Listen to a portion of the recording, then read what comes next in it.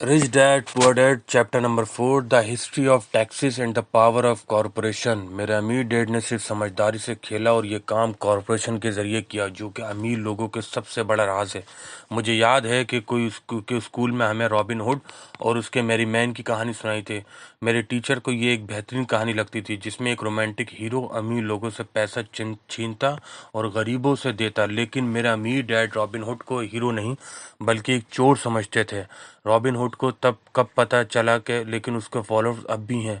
आज भी लोग कहते हैं कि अमीर लोग इसका बिल क्यों नहीं भरते, या अमीर लोगों को ज़्यादा टैक्स देना चाहिए ताकि गरीबों की मदद हो सके। यह रॉबिन हुड का सोचना है, अमीरों से लेकर गरीबों को देना। असल में गरीब और मिडिल क्लास लोगों के लिए सबसे ज़्यादा तकलीफ का सबब बना है। मिडिल क्लास पर इतना ज़्यादा टैक्स इस वजह से लगता है, हकीकत यह है कि अमीर लोग टैक्स नहीं देते। सबसे ज़्यादा टैक्स मिडिल क्लास लोगों पर लगता है, ख़ासकर वो जो पढ़े लिखे हैं और अच्छी इनकम कमाते हैं। वो गरीबों के लिए टैक्स भरते हैं। इस बात को समझने के लिए हमें टैक्सेस की तारीख देखनी होगी। मेरे हाईली एजुकेटेड डैड एजुकेशन की हिस्ट्री के एक्सपर्ट थे, जबकि मेरे अमीर डैड टैक्स की तारीख को अच्छी तरह समझते थे। अमीर डैड ने मुझे और माइक को समझाया कि शुरू में इंग्लैंड और अमेरिका में कोई टैक्स नहीं होता था। कभी भी सिर्फ जुगनून कभी कभी सिर्फ जंगों के खर्चे के लिए टेम्परेरी टैक्स लगाए जाते थे। बादशाह या प्रेसिडेंट आवाम से कह देते थे कि अपना हिस्सा डालो। 1799 से 1816 तक नेपोलियन से जंग के लिए ब्रिटेन में टैक्स लगाया गया, और 1861 से 1865 तक सिविल वॉर के खर्चे के लिए अमेरिका में टैक्स लगाया गया। लेकिन 1874 में इंग्लैंड में इनकम टैक्स को हमेशा के लिए लागू कर दिया गया, और 1913 में अमेरिका में भी 16 अमेंडमेंट के जरिए इनकम टैक्स को हमेशा के लिए अप्लाई कर दिए गए। एक वक्त था जब अमेरिकन बिल्कुल टैक्स देना नहीं चाहते थे। बॉस्टन हार्बर का फेमस टी पार्टी इंसिडेंट भी इस वजह से हुआ था, जो रिवोल्यूशनरी वॉर का सबसे बड़ा सबब बना। इंग्लैंड और अमेरिका में लगभग 50 साल लग गए लोगों को ये मानने में कि एक रेगुलर इनकम टैक्स देना ज़रूरी है। लेकिन ये हिस्ट्री एक अहम बात नहीं बताती। शुरू में ये टैक्स सिर्फ अमीर लोगों पर लगाए गए थे। ये बात मेरे अमीर डैड हमें समझाना चाहते थे। उन्होंने बताया कि गरीब और मिडिल क्लास लोगों को ये कहकर टैक्स को पॉपुलर बनाया गया कि ये सिर्फ अमीर लोगों को सज़ा देने के लिए है। जब गरीब और मिडिल क्लास लोगों ने इस बात पर यकीन कर लिया, तो उन्होंने इस कानून के हक में वोट दिया, और फिर यही टैक्स कानून तौर पर लागू हो गया। लेकिन जो टैक्स अमीरों को सज़ा देने के लिए बनाना था, असल में उसी लोगों को सबसे ज़्यादा मार दिया जो इस कानून के हक में वोट दे रहे थे, यानी गरीब और मिडिल क्लास। मेरे अमीर डैड कहते थे, जब सरकार को भी पैसे का मज़ा लग गया तो उसकी भूख बढ़ती गई। उन्होंने कहा, तुम्हारे डैड और मैं बिल्कुल मुख्तलिफ हैं। वो एक सरकारी अफसर है और मैं एक कैपिटलिस्ट हूँ। हम दोनों को जो पैसा मिलता है, हमारी कामयाबी का अंदाज मुख्तलिफ तरीक़ों से लगाया जाता है। तुम्हारे डैड को जो पैसा खर्च करने और नए लोग भर्ती करने का इनाम मिलता है, जितना ज़्यादा वो खर्च करें और जितना ज़्यादा वो लोगों को नौकरी दें, उनका इदारा उतना बड़ा और इज़्ज़तदार वाला समझा जाता है। लेकिन मेरी कंपनी में जितने काम लोगों को मैं रखूं और जितना कम पैसा खर्च करूं, मेरे इन्वेस्टर मुझे उतना ज़्यादा इज्जत देते हैं। इस वजह से मुझे सरकारी अफसरों से नफरत है। उनका मकसद बिजनेस लोगों से बिल्कुल अलग होता है। जैसे जैसे सरकार बढ़ती है, उतना ज़्यादा टैक्स चाहिए होता है उसको चलाने के लिए। मेरे पढ़े लिखे डैड दिल से मानते थे कि सरकार को लोगों की मदद करनी चाहिए। उनको जॉन एफ कैंडी और पीस कॉर्प्स के आइडिया बहुत पसंद था, इतना कि मेरी माँ और मेरे डैड दोनों ने पीस कॉर्प्स के लिए काम किया, जहां वो वॉलंटियर को मलेशिया, थाईलैंड और फिलिपाइन भेजने की ट्रेनिंग देते थे। उनको हमेशा ये ख्वाब होता था कि उनको ज़्यादा ग्रांट्स और बजट्स मिलेंगे ताकि वो और लोगों को हायर कर सकें, चाहे वो एजुकेशन डिपार्टमेंट हो या पीस क्रॉप्स। जब मैं सिर्फ 10 साल का था, तब से एक अजीब हालत का सामना कर रहा था। मेरे अमीर डैड कहते थे कि सरकारी अफसर सुस्त और बेईमान लोग होते हैं, जबकि मेरे गरीब डैड कहते थे कि अमीर लोग लालची चोर हैं और जो ज़्यादा टैक्स देने चाहिए। दोनों की बात में कुछ ना कुछ सच्चाई थी। मेरे लिए ये समझना मुश्किल था कि किस बात पे यकीन करूं। एक तरफ एक बड़ा कैपिटलिस्ट था और दूसरी तरफ एक इज्जत वाला सरकारी अफसर। मेरे डैड रॉबिन हुड को हीरो नहीं बल्कि एक चोर समझते थे। जब टैक्सेस की तारीख का घोर घोर से मुताला करते हैं तो एक नया नज़रिया सामने आता है। जैसे कि मैंने पहले कहा, टैक्स का कानून तभी पास हुआ जब अवाम ने रॉबिन हुड थ्योरी पर यकीन कर लिया, यानी अमीर लोगों से लो और बाकी सबको दो। मसला ये था कि सरकार के पैसे की भूख इतनी बढ़ गई कि अमीरों के अलावा मिडिल क्लास पर भी टैक्स लगना शुरू हो गया और फिर ये धीरे धीरे नीचे तक पहुंचता रहा। लेकिन अमीर लोगों ने इसमें एक मौका देख लिया, क्योंकि वही कानून फॉलो नहीं करते जो आम लोग करते हैं। अमीर लोग कॉरपोरेशंस के बारे में जानते थे, जो सेलिंग शिप्स के एक दौर से मशहूर हुई। कॉरपोरेशन का बनाना एक तरीका था अपने रिस्क को लिमिट करने का। अमीर लोग कॉरपोरेशंस के जरिए पैसा इन्वेस्ट करते थे ताकि नए सफ़र के फाइनेंस किए जा सके। कॉरपोरेशन एक क्रू हायर करती थी जो नए इलाकों में जाके दौलत ढूंढता। अगर जहाज़ डूब जाता तो क्रू अपनी जान गंवा देता, लेकिन अमीर लोग सिर्फ वही पैसा खोते जो उस सफ़र में लगाया होता। ये कॉरपोरेशन का लीगल स्ट्रक्चर की समझ थी, जो अमीरों को गरीब और मिडिल क्लास लोगों को पर बहुत बड़ा फ़ायदा देती थी। मुझे दो अलग तरीके से सोचने वाले बाप मिले, एक सोशलिस्ट और एक कैपिटलिस्ट। जल्द ही मुझे समझ आ गई कि एक कैपिटलिस्ट का तरीका ज़्यादा बेहतर है, क्योंकि सोशलिस्ट अपनी फाइनेंशियल एजुकेशन की कमी की वजह से खुद को ही नुकसान पहुंचाते हैं। जब भी गरीबों के हक में कोई नए टैक्स रूल्स बनाए गए हैं, अमीर लोग उसका तोड़ निकाल लेते हैं। इस वजह से टैक्सेस इवेंचुअली मिडिल क्लास पर लग गए। अमीर लोग सिर्फ पैसे की ताकत समझने की वजह से इंटेलेक्चुअल को हरा हरा सके, क्योंकि ये चीज़ स्कूल में नहीं सिखाई जाती। अमीर लोगों ने कैसे इंटेलेक्चुअल्स को आउट स्मार्ट किया। जब अमीरों से लो टैक्स का कानून पास हो गया तो सरकार के पास पैसा आना शुरू हो गया। शुरू में सब खुश थे, पैसा सरकारी मुलाजमीन और अमीर लोगों के पास जाने लगा। सरकारी अफसरों को जॉब्स और पेंशन मिलने लगी। अमीर लोगों की फैक्ट्रीज को सरकारी कॉन्ट्रैक्ट्स मिलने लगे। सरकार के पास बहुत बड़ा पैसा का फूल आ गया। लेकिन मसला ये था कि सरकारी पैसे का अच्छा मैनेजमेंट नहीं होता था। सरकारी लोगों का मकसद होता था कि जितना पैसा बजट में मिले उसे खर्च कर दो अपना। अगर बजट का पैसा बचा लिया जाए तो अगले साल का बजट कम हो जाता है, जो उनके लिए अच्छा नहीं होता। बिजनेस लोग दूसरी तरफ जितना ज़्यादा पैसा बचा सकें उतना ज़्यादा कामयाब समझते जाते थे। जब सरकारी खर्चे बढ़ने लगे तो गवर्नमेंट को और पैसा चाहिए था। इस वजह से टैक्स का दायरा बढ़ा दिया गया और मिडिल क्लास और गरीबों पर भी टैक्स लग गया। जो लोग इस टैक्स को पास करवाने के लिए वोट कर रहे थे, अमीर लोगों ने इसका हल क्या निकाला? सच्चाई कैपिटलिस्ट सोच रखने वाले लोग अपनी फाइनेंशियल नॉलेज का इस्तेमाल करके एक नया रास्ता ढूंढ लेते। वो फिर से कॉरपोरेशन के अंडर चले गए। लेकिन बहुत से लोग कभी कॉरपोरेशन नहीं बनाते। उनको ये समझ नहीं आती थी कि कॉरपोरेशन असल में एक चीज़ नहीं होती। एक कॉरपोरेशन सिर्फ एक फाइल फोल्डर होती है जो किसी लॉयर के ऑफिस में पड़ा होता है और किसी स्टेट गवर्नमेंट एजेंसी के साथ रजिस्टर्ड होता है। ये कोई बड़ा इमारत, कोई फैक्ट्री या लोगों का एक ग्रुप नहीं होता। कॉरपोरेशन सिर्फ एक लीगल डॉक्यूमेंट होता है जो एक नया लीगल बॉडी क्रिएट करता है, जो बिना रूह के होता है। कॉरपोरेशन की वजह से अमीरों की दौलत फिर से महफूज हो गई, क्योंकि कॉरपोरेशन का income tax rate individual income tax से रेट कम होता है। कॉरपोरेशन अपने खर्चे पर टैक्स डॉलर से कर सकती है, जो उनके लिए एक और फायदा है। कॉरपोरेशन का income tax rate individual income tax rate से कम होता है। कॉरपोरेशन अपने खर्चे पर टैक्स डॉलर से कर सकती है, तो उनके लिए एक और फ़ायदा है। यानी जो टैक्स ओरिजिनली अमीरों से लेने का प्लान था वो मिडिल क्लास पर शिफ्ट हो गया और अमीर लोग कॉरपोरेशन के अंडर अपना पैसा महफूज कर नया तरीका ढूंढ लेते रहे। ये जंग जो अमीर और गरीब के दरमियान चल रही थी, ये सदियों से चलती आ रही है। जब भी नए कानून बनते हैं ये जंग एक नई शक्ल ले लेती है और ये हमेशा चलते रहेंगे। सबसे बड़ा नुकसान उन लोगों को होता है जो इस सिस्टम को नहीं समझते।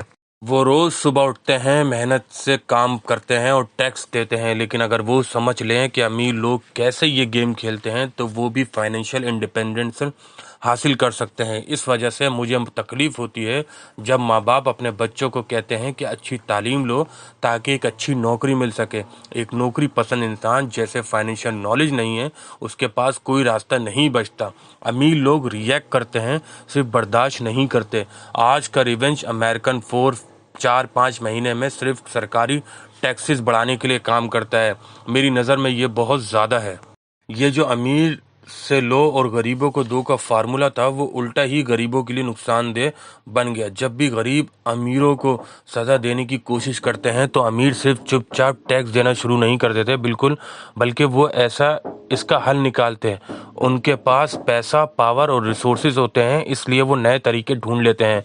वो मजीद स्मार्ट लॉयर्स और अकाउंटेंट्स हायर करते हैं जो उनके लिए लूप होल्स निकाल सकें।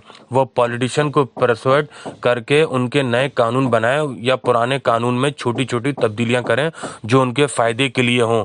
यानी अमीर सिर्फ बैठे नहीं रहते बल्कि सिस्टम को अपने फ़ायदे के लिए मोड़ लेते हैं। टैक्स कोड और अमीर लोगों का फ़ायदा। अमेरिका का टैक्स कोड खुद खुद कुछ ऐसा तरीका देता है जो किसी भी शख्स के लिए टैक्स कम कर सकते हैं, लेकिन सिर्फ अमीर लोग इनका फ़ायदा उठाते हैं क्योंकि वो अपने पैसों के मामलात को गौर से देखते हैं। मिसाल के तौर पर 1031 एक्सचेंज एक कानून है जो रियल एस्टेट के फ़ायदे को टैक्स फ्री रखने का मौका देता है। अगर आप एक प्रॉपर्टी बेचकर एक और महंगी प्रॉपर्टी खरीद लो तो आपको ट्रॉन टैक्स नहीं देना पड़ता। जब तक आप नए और बेहतरीन एसेट्स खरीदते जा रहे हैं, आप पर टैक्स का बोझ नहीं पड़ता। सिर्फ जब आप पुराने सिस्टम छोड़ने का फैसला करें, एसेट्स या लिक्विडेट करें, तब टैक्स देना पड़ता है। जो लोग इन लीगल टैक्स एडवांटेजेस का फ़ायदा नहीं उठाते, वो एक बड़ा मौका गंवा देते हैं। गरीब और मिडिल क्लास का हाल। गरीब और मिडिल क्लास के पास इतने रिसोर्सेज नहीं होते, इसलिए वो सिर्फ बैठे रहते हैं और सरकार का अपना खून निकालने देते हैं। आज भी लोग सिर्फ इसलिए ज़्यादा टैक्स भरते हैं क्योंकि वो सरकार से डरते हैं।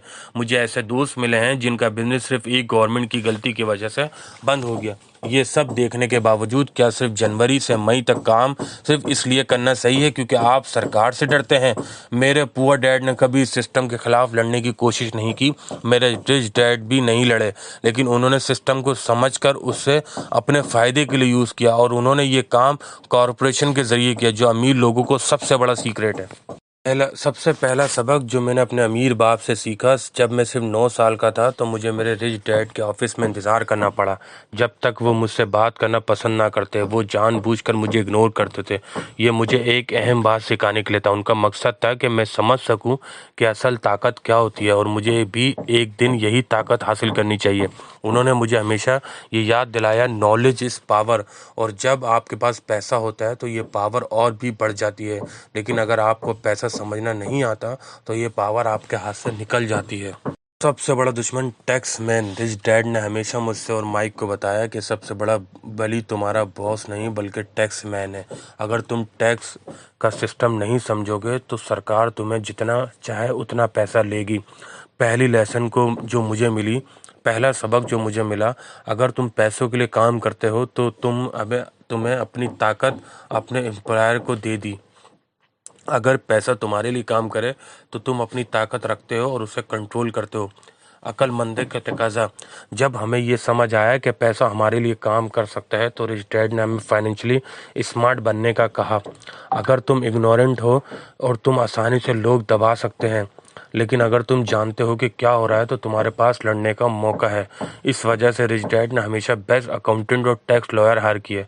उनका कहना था कि सरकार को ज़्यादा पैसा देने से बेहतर है अक्लमंद लोगों को हायर कर लो जो तुम्हारा पैसा बचा सके। मेरे पुअर डैड और रिच डैड की सोच में फ़र्क।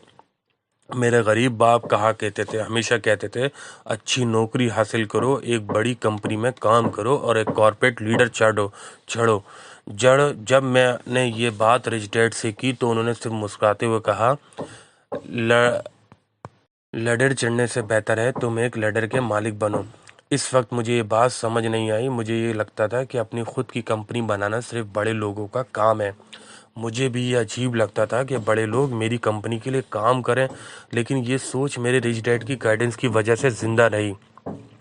अगर वो मुझे ये याद ना दिलाते तो मैं सिर्फ एक अच्छी नौकरी ढूंढ रहा होता, एक फ़ैसला जो ज़िंदगी बदल सकता है। जब मैं 15 साल का था तो मैंने ये तय कर लिया था, मैं अपने एजुकेटेड डैड के रास्ते पर नहीं जाऊंगा। मुझे ये नहीं पता था कि मैं कैसे कंपनी जर्नी शुरू करूंगा, लेकिन मुझे ये पता था कि मैं अपने क्लासमेट्स की तरह सिर्फ नौकरी नहीं करूंगा। ये एक फ़ैसला मेरी ज़िंदगी बदल गया। मेरा हर डॉलर एक मेहनती एम्प्लॉय था। जब मैंने अपने एसेट्स कॉलम बनाना शुरू किया तो मुझे ऐसा महसूस हुआ जैसे हर डॉलर एक एम्प्लॉय है जो मेरे लिए और पैसा काम कर रहा है और आखिरकार मेरे लिए एक नया पोर्शे खरीद रहा है। मुझे मेरे मिड 20s तक रिच डैड के एडवाइस का असल मतलब समझ आ गया। जब मैं मेरीन कॉर्प से निकलकर ज़ेरोर में काम कर रहा था तो मुझे अच्छी सैलरी मिल रही थी, लेकिन पे चेक पर डिडक्शन बहुत ज़्यादा होती थी। जितना ज़्यादा काम करता था उतने ज़्यादा टैक्स कटते। जब मेरे बॉस मुझे प्रमोशंस और रेजिस का कहते तो मुझे रिच डैड की आवाज़ सुनाई देती, तुम किस लिए काम कर रहे हो, तुम किसको अमीर बना रहे हो।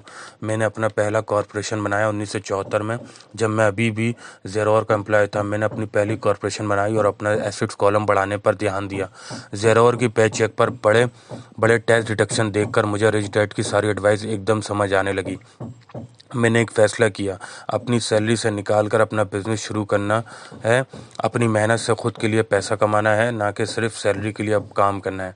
बहुत से एम्प्लॉयज़ समझते हैं कि अपने एम्प्लॉयज़ को काम करने शुरू करने की सलाह देना उनके लिए नुकसानदेह है, लेकिन मेरे लिए अपने एसेट्स पर फोकस करना मुझे और बेहतर एम्प्लॉयर बनाता गया, क्योंकि अब मेरे लिए पास एक बड़ा मकसद था। जितना पैसा कमा रहा था उतना रियल इस्टेट में इन्वेस्ट कर रहा था। हवावे का रियल इस्टेट बूम होने वाला था और मुझे पता था कि अगर सही वक्त पर इन्वेस्ट किया तो मैं अमीर बन सकता हूँ। जल्द ही मेरा रियल इस्टेट ज़्यादा कमाने लगा। 1978 तक मेरा रियल इस्टेट होल्डिंग कॉरपोरेशन मुझे ज़ेरोर से ज़्यादा पैसा देने लगा।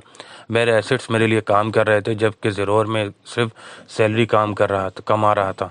एक दिन मेरे कॉरपोरेशन ने मुझे पहला पोर्शे खरीद दिए।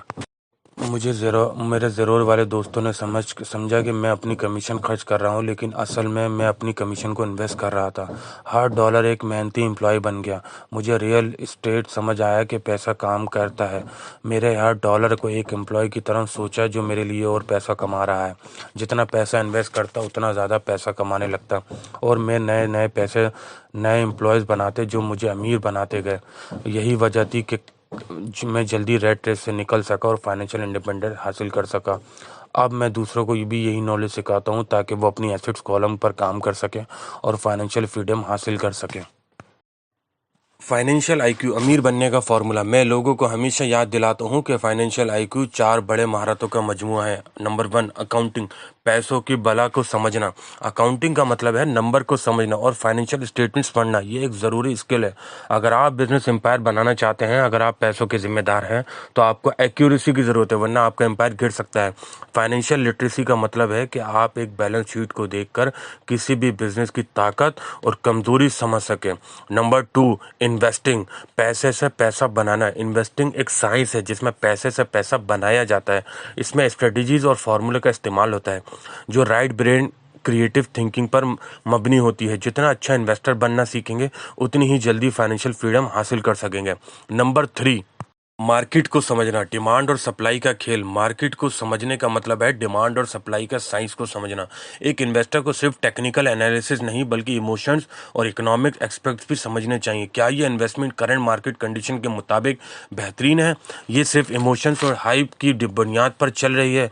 सही वक्त पर सही मार्केट अपॉर्चुनिटी को परखना आपको अमीर बना सकता है। नंबर 4, लॉ, कॉरपोरेशन का पावर गेम। अगर आप अकाउंटिंग, इन्वेस्टिंग और मार्केट का इल्म लेकर एक कॉरपोरेशन की शील्ड बना लें तो आपकी ग्रोथ एक्सप्लोसिव हो सकती है।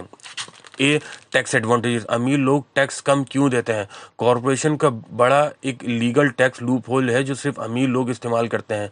एम्प्लॉयज़ पहले कमाते हैं, फिर टैक्स देते हैं, फिर जो बचता है उस पर जीते हैं। कॉरपोरेशन पहले कमाते हैं, फिर जितना चाहे खर्च करते हैं, फिर जो बचता है उस पर टैक्स देते हैं।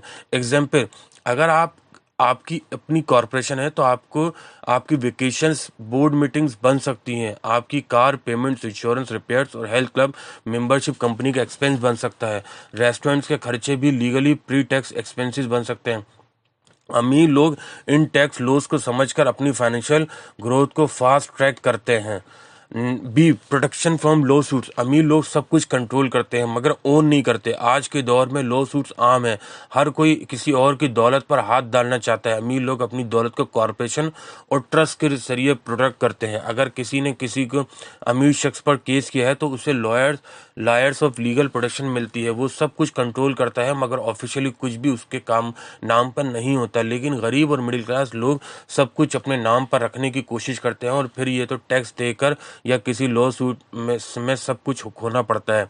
रॉबिन हुड की कहानी लोगों को सिखाया कि अमीर से पैसा लो और गरीब को दो, मगर असल जिंदगी में अमीर लोग अपने पैसों को प्रोटेक्ट करना जानते हैं। फाइनेंशियल आईक्यू इन सब स्किल्स का मजमू। अगर आप फाइनेंशियल इंडिपेंडेंस चाहते हैं तो इन चारों स्किल्स को इकट्ठा इस्तेमाल करना सीखना होगा। अकाउंटिंग, पैसों के नंबर्स वाली बाला समझना। नंबर 2, इन्वेस्टिंग, पैसा या पैसा बनाने का तरीका सीखना। नंबर 3, मार्केट को समझना, डिमांड और सप्लाई की गेम का हिस्सा बनना। नंबर 4, लॉ, कॉरपोरेशन का टैक्स शील्ड, टैक्स और लीगल प्रोटेक्शन का फायदा उठाना। जितना ज़्यादा आप इन 4 एरियाज में एक्सपर्ट बनेंगे उतना ज़्यादा आपकी फाइनेंशियल इंटेलिजेंस बढ़ती जाएगी। फाइनेंशियल आईक्यू आपकी दौलत को मल्टीप्लाई करने का सबसे बड़ा सीक्रेट है।